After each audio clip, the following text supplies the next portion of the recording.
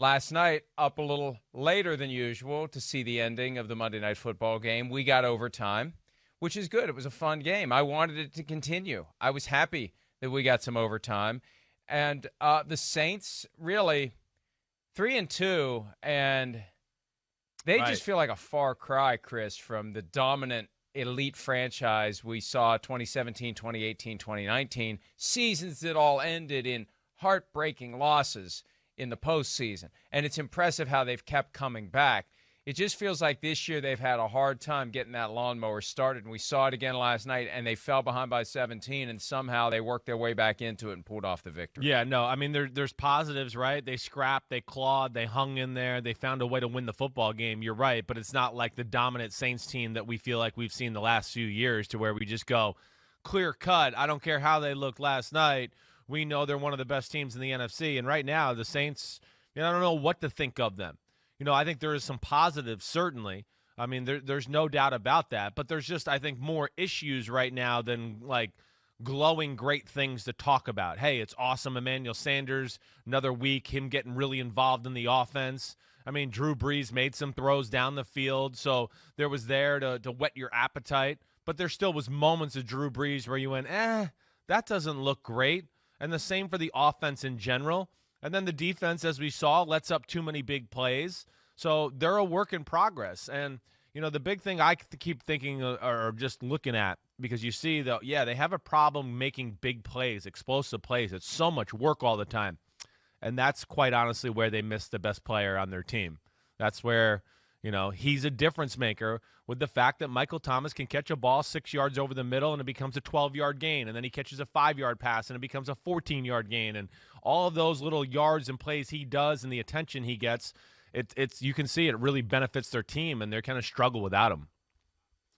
The Saints become the latest team to come from way behind to win a game. We mentioned last week that the first 4 weeks of the season were the first time ever that a team had come from 16 or more behind in every week of the season.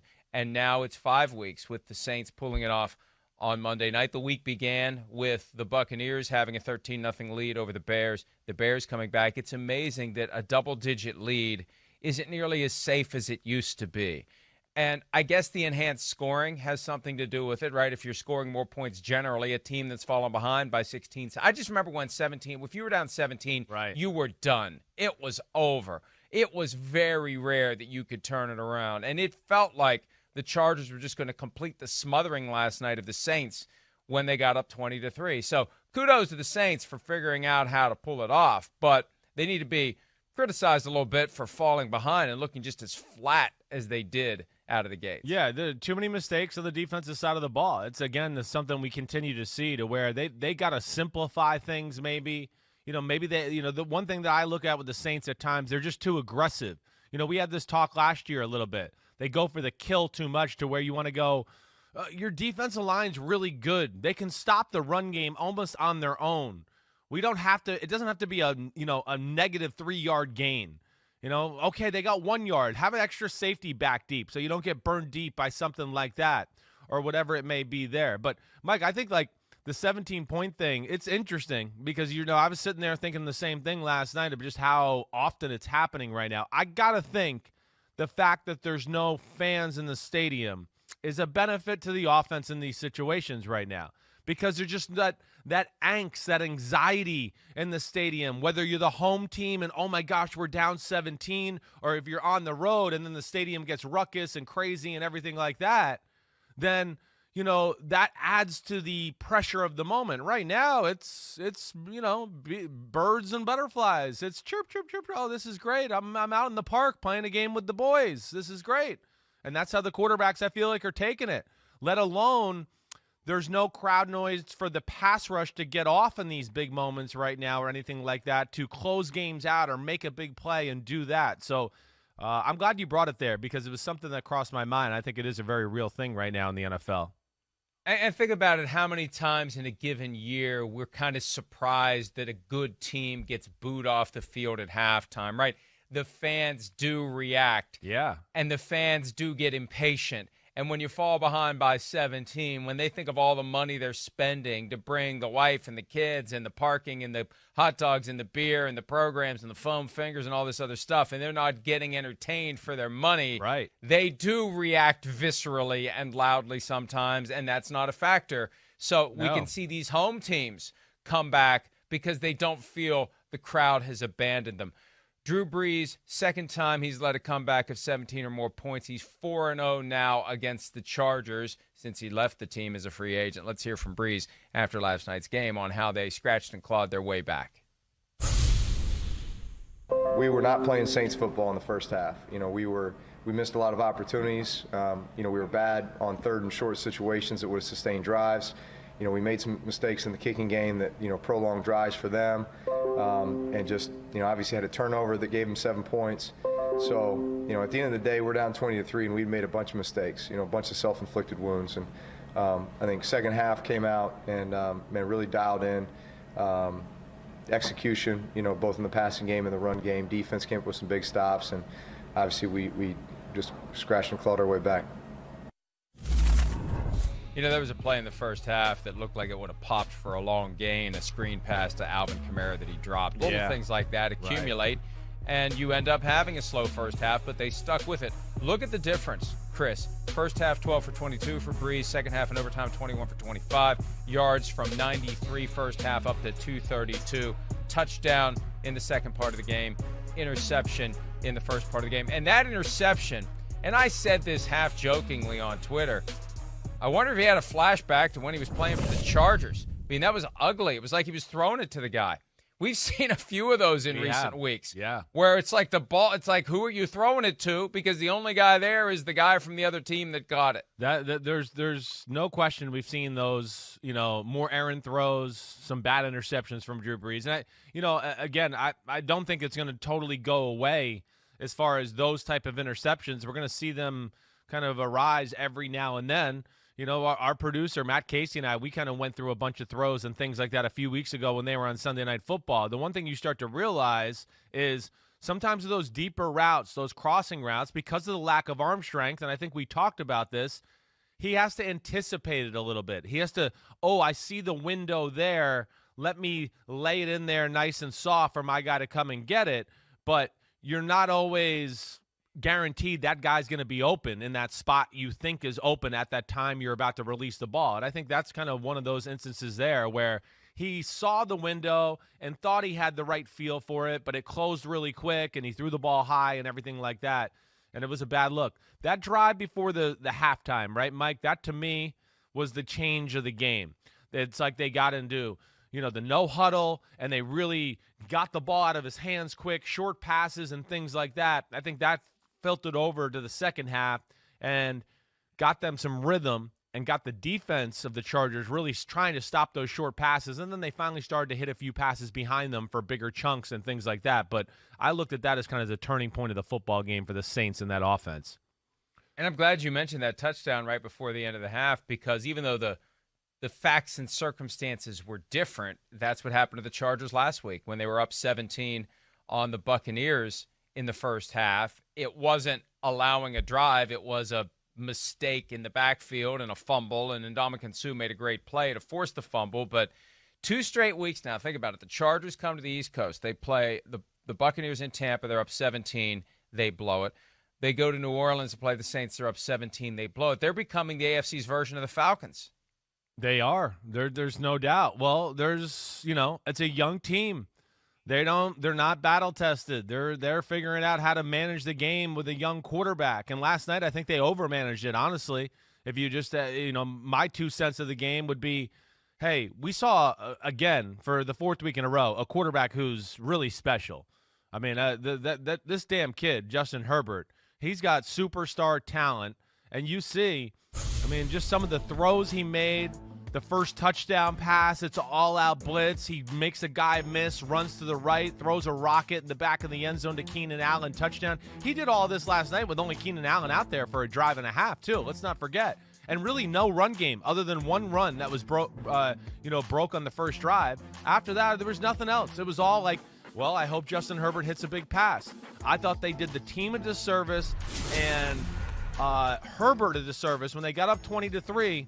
They overmanaged the game. It was always run on first, run on second. Hey, it's third down. Do you think you can throw it in there? The Saints only run every defense known to mankind. Rookie quarterback, try to figure that out. They never put him in the position of power. They never got into 2nd and 2s or throwing on first down or early downs to get ahead of the chains and things like that.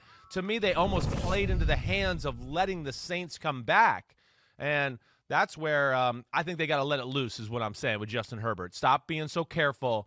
You saw every time he dropped back last night, it was damn good and he delivered, and I think they just got to let it go a little bit more. Yeah, you can't let yourself get comfortable. You can't let yourself get conservative once you build that lead. That's the moment where you got to go for the jugular. That's the moment where you got to open it up, keep doing what you've been doing, turn a 17-point lead into a 27-point lead, and then you can manage the game through to the end of the fourth quarter, unless you are the Falcons, and even then a 27-point lead isn't safe. But it's not about the Falcons; it's about the Chargers today. And let's hear from Justin Herbert, the quarterback of the Chargers, and also Coach Anthony Lynn reacting to how things ultimately played out for them in New Orleans on Monday night. The third quarter was big. We needed to put up more points than we did, and kind of like you said, we got off to a quick start and just have to play consistently all 4 quarters. And we unfortunately didn't do that. But it's a learning process, and we're going to learn from it. And losing's horrible. But I know that we're going to turn it around. This team's sticking together, and I know that we got the talent to turn it around. All right, Anthony Lynn not there, but let me tell you something. Anthony Lynn, and I like him a lot. I got a ton of respect for him. Great guy, great coach. It's not sustainable to lose these games, especially this way. What it does to a team, what it does to the people who ultimately make the decisions about who will or won't coach the team. Look at what's happened in Houston, then in Atlanta. And I'm not saying that Anthony Lynn is in that category of guys that has to worry about being let go during the season. But when the dust settles on the season, when you consider they've got that's right. a franchise quarterback, a young franchise quarterback that could make that job very attractive, if this 1-4 trend continues and they keep blowing leads, it's something that you got to be nervous about if you're Anthony Lynn. Now, they go into their bye week, which is probably, I don't know, maybe good, maybe bad. They probably need a break from blowing these leads. But when they come out of it, Jaguars at Broncos, Raiders at Dolphins, and then the Jets. 5 games that, man, you got to go 3-2 in these 5 games. You got to turn it around. You're not done yet at 1-4 because of that 7th seed. And other teams that started strong are going to fade. But they better come out of the gates strong. Yeah. They've made it clear Herbert's a guy the rest of the year. I think it's critical they beat the Jaguars, and there's no reason to think at this point they shouldn't beat the Jaguars. But between the Jaguars-Broncos games, this is a way to get you get to 3-4, you start to feel like you're getting your head toward water, right. And then they could deal with the Raiders, and then all of a sudden you're 4-4. But they had better make the most of these next 2 weeks to figure out how to turn this around because it's falling apart. Even though we're excited by Justin Herbert, the results aren't there. No, they're not. And, it's kind of a Chargers way to lose a game last night. Yeah, 20-3. It's like we just see it. We saw this every year the last 5 years with the Chargers except for 2018, right? I mean, other than that, it just feels like this is the story of them. Oh, really? The ball hit the goalpost on the game-winning field goal? Shocker. I've never heard of that happening to the Chargers. Really? Well, and Chris, to make the catch by Mike Williams, where, I mean, and it's just irrelevant, and it shouldn't be. I know. The catch he made when he had 2 guys land on him, ripped his helmet off on the ground, held onto the football, and look, the Saints made a mistake having, anyone dramatically shorter than Mike Williams trying to cover him in that spot. But it was a great catch, great throw, great holding on to the ball. And that was a moment where, I mean, I know my reaction was, oh, bleep. Yeah. The Chargers are going to win this game. Right. I thought so, too. I know. When he made that play, I went, uh-oh. It's looking good. And I think really, again, I think it's more evidence. And as we go forward here, with them and the Chargers in this conversation, because hey, let's keep it real. They are missing some good players on defense that are injured and all that. I understand that. But the way they're playing the game right now is really a disservice to their team. Their talent is wide receivers and tight ends. It's not running backs and offensive line. Nobody talks about the Chargers and talks about Josh Kelly right now or, or Jackson or anything like that or the offensive line. No. They got an awesome tight end. They got Mike Williams. They got Keenan Allen. They got the number 6 pick of the draft. Let's start throwing the football. I don't know where they thought they got this, false sense of confidence last night that they were going to be able to just grind the game away. Listen, the first drive of the game was great. They went down, and then Herbert made the great touchdown. Next drive of the game, when they scored, it wasn't good. I mean, it wasn't a good drive. The Saints bailed them out, like you heard Drew Brees. There was a roughing the punter on 4th and 14. Then he hit a big pass. They scored. The next touchdowns was set up by what? The interception that was returned all the way down to the 3-yard line. And then there was no offense until late in the game again. And I blame that on the Chargers and what they did and their approach from there to where they really handcuffed the offense and didn't play to the strength of their team right now, which is Herbert, Mike Williams, and that tight end. Yeah, I agree with you. And at play then in overtime when they were trying to match the field goal that the Saints had converted, the Mike Williams short of the sticks. And look, he got bent backward. He got pretzel. I thought he was injured after the game. Next Gen Stats has the animation of the play, and check it out. 73.4% chance of converting. Well, the 26.6 came up the winner because they got him. Demario Davis and Lattimore got, they knew that's the game. That's the game. We keep him short of the sticks. That's the game. We get to go home. We are home, but you get the point. It's a great tackle, though. It was a great tackle. I was going to say, those are the 2 worst throws Herbert made all night. The play before that, right? He missed the guy over the middle. And then even that throw there, even though it was a good throw, I do think if he throws it a foot out in front of him more, that it's going to let his momentum take him. He had to kind of turn a little bit, and then Lattimore made a phenomenal tackle. I really got to give him credit there. Sorry to cut you off, Mike. No, it's fine. And there's something that I need to get clarification from the league on. I sent an email last night, and I hope to get an answer. And it was C.J. Gardner-Johnson, who was in the news this week because of his altercation with Michael Thomas. Thomas, by the way, expected back on Wednesday. The Saints did a good job of trying to take the steam out of that because with Michael Thomas, you don't want it to linger.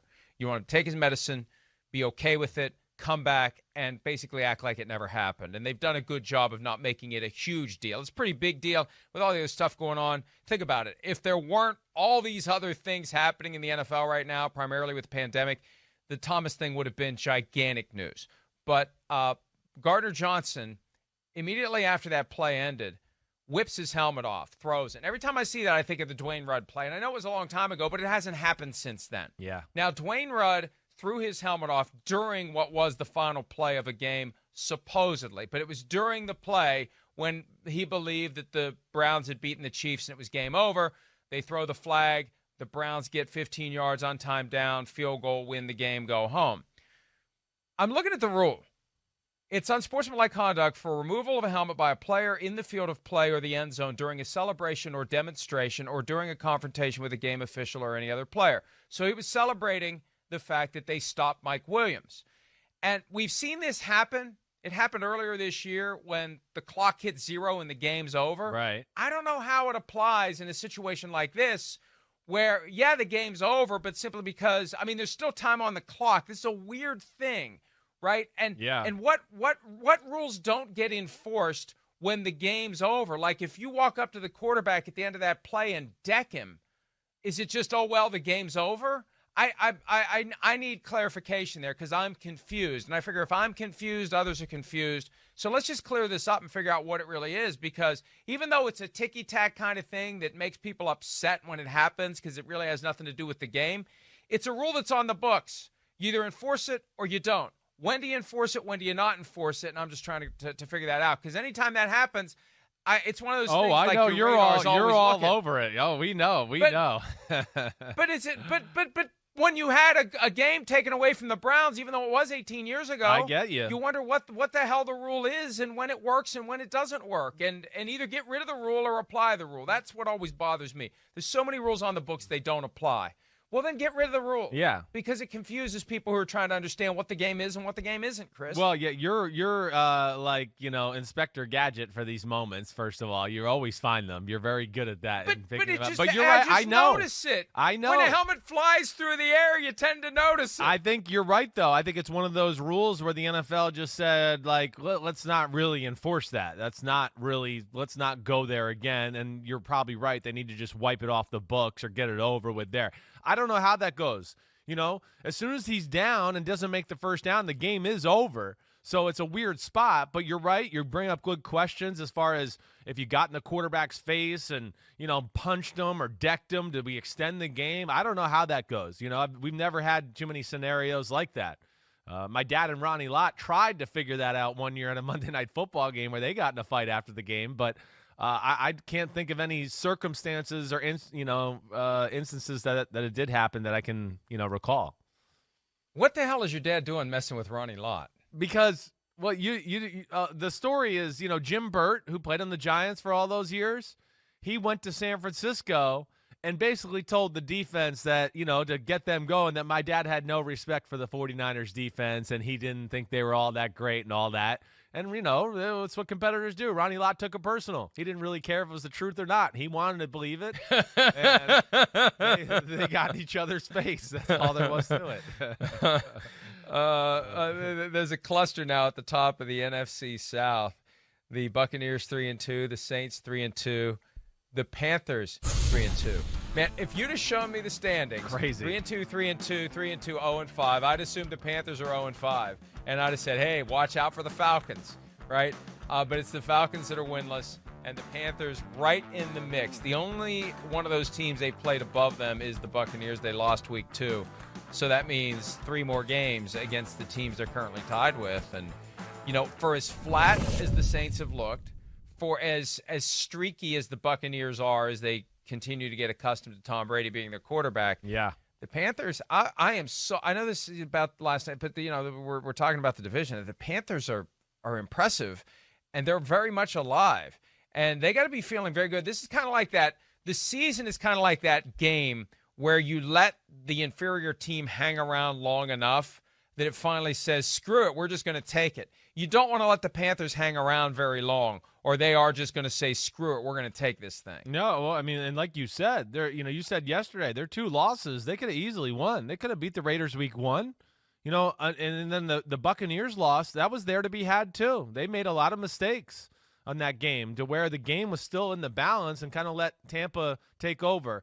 I like a lot of what I see from Carolina. They are, fun and exciting. It's a cool story. I'm still, though, holding out hope for the Saints. Like the Saints, I'm not giving up on them yet. I'm not. I still think there's too many positives on this football team. I think the defense will get it figured out. This is what they do. I don't know what it is. They're a little crazy there in New Orleans, and I mean that in a good way as coaches, but every year it just seems like they start out, they got to figure out what they're going to do. They're over-aggressive on defense. They miscommunicate and mess things up, and then they kind of figure out how and what they want to do to simplify it or make it better, and I do think when Michael Thomas gets back, that changes their football team. I really do. I agree with you completely. So, yeah. And then, you know what? Yeah, I was going to say, are you giving up on the Bucs yet? What do you think about them? I mean, I still think the Bucs are a team to watch out for. I know that they blew that game to me the other night, too. I think they'll be fine. Yeah. I think they'll be in it. I just think that you may end up forfeiting the division to the Panthers if you don't knock them out and make it Saints-Bucs fairly soon. We haven't made our perfunctory Taysom Hill mention. And look, they still aren't using him as much as they should for what they're paying him. And as we said within the past couple of weeks, either make him your backup quarterback and never put him on the field, or embrace the fact that you have this weapon you can use and let him get into the rhythm and flow of the game. Yeah. Don't use him in little spots. He fell down on what could have been a touchdown catch. He was targeted twice last night. He threw a pass that was off the mark, and it kind of looked like the receiver fell down as well. But he had that touchdown run that just proves to you what he can do. He's got a gear. When he gets a chance to get his first couple steps, almost like Derrick Henry, he takes a couple steps to get there. But, man, once he gets there, you would be wise to get the hell out of the way. That's right. You couldn't pay me enough money to get in front of him when he starts going downhill.